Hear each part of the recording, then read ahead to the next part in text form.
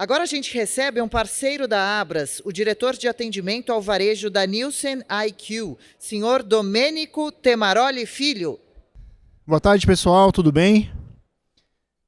Queria, antes de mais nada, agradecer a Abras pelo convite de estarmos aqui fazendo essa apresentação para vocês, trazendo um conteúdo, né, sobre o mercado brasileiro, esse mercado que tem sido cada vez mais dinâmico e desafiador, mas que tem tido resultados expressivos, e parte desse resultado é o fruto do trabalho de muitos de vocês que estão aqui hoje, né? O nosso tempo ele não é muito extenso hoje, eu tenho 10 minutos para trazer um conteúdo para vocês, então a gente preparou um material aqui mais na bola e trazendo algumas reflexões sobre o nosso mercado, né? Queria começar trazendo uma informação sobre a parte macroeconômica do Brasil, muito mais para trazer um pano de fundo sobre o que está acontecendo no nosso país, né? Quando nós pensamos em consumo do varejo no Brasil, existem 4 variáveis que influenciam muito no consumo. 2 delas impactam diretamente a renda, que é o desemprego e a inflação.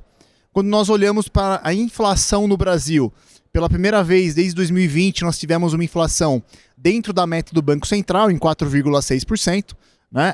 E bem diferente de anos anteriores, quando nós tínhamos a inflação a duplo dígito no Brasil.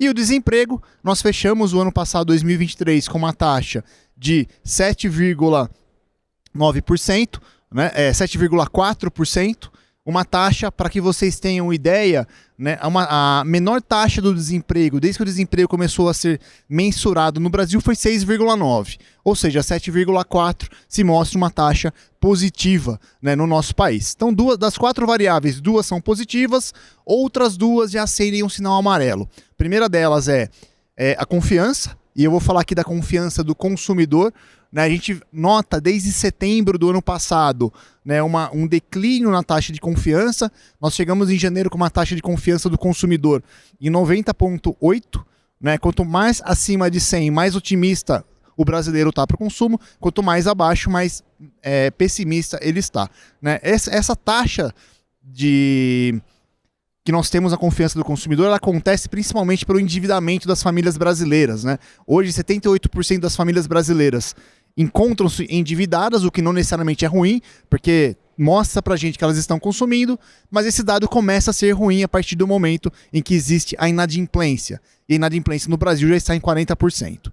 E a última variável é relacionada à taxa de juros, e aqui a gente acaba tendo um impacto muito mais para o varejo de bens duráveis, né? É uma taxa que vem tendo retrações pelo Banco Central nas últimas reuniões, e a expectativa é de retrações ainda maiores para 2024, chegando no final do ano em 9%, mas ainda é uma taxa alta, né?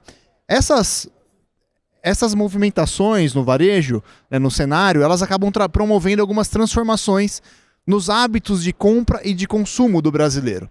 E a gente tem visto, e já trazido para vocês em alguns momentos, quanto o brasileiro ele mostra-se, né, com uma menor lealdade a marcas e mais aberto a experimentar novos produtos, a experimentar novas marcas, e também mais propenso a visitar canais diferentes. Nós fizemos uma análise aqui pela nossa pesquisa em domicílios no Brasil, e a gente viu que de 15 possíveis canais de compra, o brasileiro aumentou a compra dele em 12 desses canais, né? Ou seja, o brasileiro está percorrendo mais esses canais em busca aqui do menor preço, né? Para ele poder manter o carrinho dele sempre completo.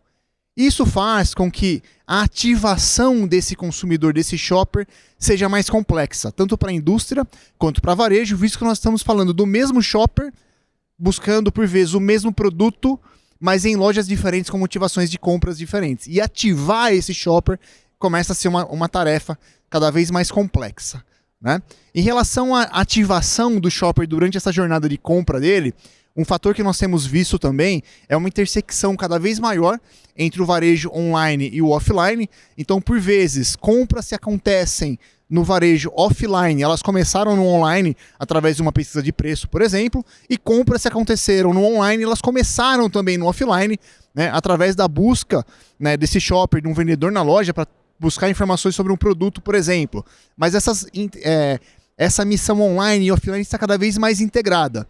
E um ponto bastante importante para trazer para vocês é que essa jornada de compra, que por muito tempo ela era estimulada a partir de uma necessidade, então eu trabalhava uma necessidade do shopper, Aí eu gerava uma busca e acontecia a compra. A gente começa a ver cada vez mais o mercado de consumo no Brasil sendo estimulado por conteúdo. E aí eu desperto um interesse naquele produto, levo a necessidade e aí acaba acontecendo a compra. Então, cada vez mais as compras no Brasil deixam de ser por necessidade e começa a ser por um estímulo de conteúdo, né? De interesse. Eu trouxe um número aqui para vocês de uma pesquisa que nós fizemos recente, é um estudo super fresco, da nossa pesquisa de web shoppers. Então a gente aplicou essa pesquisa para compradores no mercado online e a gente vê que mais de 50% dos respondentes da nossa pesquisa declararam que a influência da propaganda em redes sociais para a sua compra, ela foi de média a alta, né? Ou seja, existe uma influência muito forte dos meios de comunicação sobre as redes sociais que acabam já gerando impacto direto nas compras. E essa influência acaba acontecendo para eletroeletrônico, para perfumaria, né, para bens duráveis que sempre tiveram uma performance mais positiva no mercado online, mas já começam a aparecer também para alimentos e bebidas, né, para limpeza, ou seja, começa a expandir, né, e o consumidor começa a buscar cada vez mais informações antes dele fazer sua compra. Eu estou falando do varejo online aqui, mas é muito importante a gente dizer que a jornada de compra do consumidor, e 85% das compras que acontecem no varejo brasileiro, acontece no varejo offline, né? Então, a parte online é muito importante, mas tem uma parte muito grande que está relacionada no varejo offline. Então, a ativação desse consumidor durante essa jornada, ela precisa passar também pelo varejo offline. E aqui tem alguns exemplos de como essa ativação acontece. A gente tem ativações desde uma tela, né, uma televisão numa loja para passar informações sobre o produto que está sendo comercializado. A gente tem o uso de etiquetas inteligentes, já com código de barras ou um QR Code, em que você pode fazer a leitura, interagir com o produto, pegar uma receita que você possa fazer com aquele produto, ou até mesmo, né, uma campanha de um produto que nem é comercializado naquele estabelecimento comercial, né? Mas sim, eu tenho um espaço para comercialização, como essa foto que eu tenho aqui no canto da minha imagem, que é uma propaganda da Disney, por exemplo, né? Que seguramente não é comercializada nesse ponto de venda, mas está na jornada de compra desse consumidor, né? Então isso abre espaço, inclusive, para um tema que vem sendo cada vez mais relevante no varejo, que é o retail media, né? Que como a gente utiliza do espaço também em loja, espaço em varejo, para ativar esses consumidores, né, e de uma forma cada vez mais segmentada e poder capturar esse consumidor durante a jornada de compra dele. Esse cenário todo, ele abre um espaço, né, como eu falei, para a gente trabalhar cada vez mais com campanhas segmentadas e a partir, sim, de um objetivo estratégico, né? Então aqui varejo e indústria precisam trabalhar de uma forma conjunta para, através de a partir de um objetivo estratégico, desenvolver uma campanha de ativação mais segmentada. Por exemplo, vamos trabalhar aqui com o desenvolvimento de um segmento, uma categoria mais saudável. Quais são as lojas que eu tenho na minha rede que tem maior propensão para a venda de produtos saudáveis? Quem é o consumidor que já faz essa compra de saudáveis? E como que eu faço a ativação dele durante a jornada de compra? Ou eu tenho aqui uma missão de um fabricante de recuperar compradores que foram para a concorrência. Quem são esses compradores? Aonde eles compram? Como que eu ativo? Ou até mesmo antecipar compras que já aconteceriam. Como, por exemplo, eu tenho compradores de uma fralda tamanho P, e eu sei que daqui 6 meses ele vai estar comprando fraldas tamanho G. Já vou fazer uma campanha segmentada para esse consumidor específico, para que ele possa comprar hoje, de uma forma antecipada, as fraldas no tamanho G. Então são apenas exemplos de campanhas segmentadas, né, que a gente vê cada vez mais sendo relevante. Nós falamos ontem aqui, mostramos um dado, né, em que no Brasil mais de 52% das vendas que aconteceram no ano passado sobre oferta de preço, essas vendas aconteceriam mesmo sem as ofertas de preço terem acontecido, né? Foram mais de 80 bilhões de reais que varejo e indústria deixaram na mesa. Ou seja, mesmo sabendo qual loja tenho que ativar com qual oferta de preço, essas ofertas massivas tendem a ter cada vez menos relevância e a gente acaba indo cada vez mais para ações personalizadas, segmentadas, abrindo espaço, inclusive, para retail media. Nós estamos com um espaço aqui no evento e muitos varejistas e indústria também nos procuraram para perguntar sobre uma ferramenta. A gente até aproveitou para colocar aqui um slide no nosso material, que é uma ferramenta que nós, da Nielsen IQ, nós trouxemos para o mercado há 2 anos. Ela veio a partir da aquisição de uma empresa de Israel, a Civelio, E é uma ferramenta que trabalha com inteligência artificial e machine learning que permite a gente trabalhar de uma forma muito simples, que eu acho que é uma das principais dificuldades de trabalhar com CRM hoje é como você faz esse processo ser um processo simples.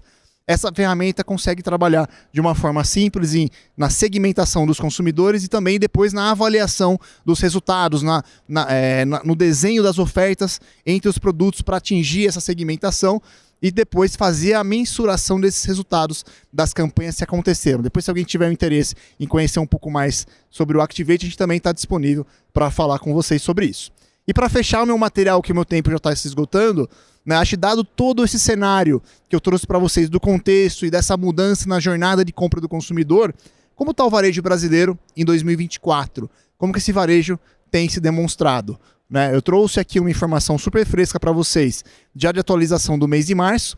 O que nós temos aqui no gráfico é a evolução tanto em volume quanto em faturamento do varejo brasileiro moderno, tanto no acumulado do ano até março, fevereiro e março, e o que nós vemos aqui é uma aceleração das vendas, né, a partir de fevereiro, né, já atingindo março um volume de vendas no Brasil, né, com uma variação de unidades de 7,3%, acima do acumulado do ano que está em 5,3%, e já uma variação de faturamento em 10,1%. Então, mesmo com esses desafios, a gente tem visto um cenário, né, positivo e propenso para o consumo no nosso país. Quando a gente olha entre os canais, é óbvio que fazer uma análise de um mês para outro, né, a gente pode tirar aqui conclusões, né, precipitadas, mas a gente vê aqui o varejo moderno, né, sendo composto em basicamente 40% vindo já do atacarejo. Se a gente excluir farmácia, por exemplo, dessa análise, a gente chega aqui, né, já com o atacarejo sendo metade de todo o varejo, tudo que é vendido no mercado brasileiro sendo feito pelo atacarejo. Né, mas o supermercado grande, que é aquele formato de loja que tem entre 1.000 e 2.500 metros quadrados e é muito forte puxado pelo varejo regional, sendo um destaque também. Né, a gente fez um estudo recente em que nós analisamos 100% das categorias, as 3 marcas que mais cresciam, e em 100% das categorias havia uma marca regional entre as 3 marcas que mais cresciam, evidenciando a força do varejo regional. O meu tempo chegou ao final. Nossa ideia aqui hoje era muito mais trazer esse conteúdo de forma reflexiva e propor algumas discussões.